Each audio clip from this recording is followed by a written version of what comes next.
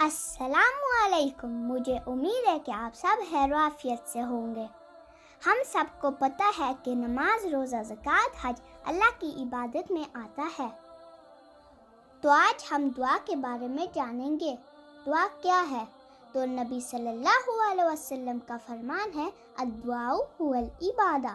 دعا کرنا عین عبادت ہے. اس حدیث سے ہمیں پتہ چلتا ہے کہ جیسے نماز، روزہ، زکوٰۃ، حج خالص اللہ کے لیے ہے، اسی طرح دعا بھی صرف اللہ سے مانگنی ہے، کیونکہ صرف اللہ ہی دعا کا سننے والا ہے. کیونکہ اللہ فرماتے ہیں، ادعونی استجب لکم، مجھے پکارو میں تمہاری دعائیں قبول کروں گا. تو پھر ہمیں صرف اللہ سے دعا مانگنی ہے، کیونکہ اللہ کہتے ہیں، فإنی قریب، میں تمہارے بہت قریب ہوں. تو اگر کوئی دعا کے لیے کسی کے آگے ہاتھ پھیلائے گا تو وہ شرک میں آئے گا. تو کیونکہ الدعاء هو العبادہ، دعا کرنا عین عبادت ہے. آپ سب کے لیے بہت ساری دعائیں، مجھے بھی دعا میں یاد رکھیے گا. اللہ حافظ.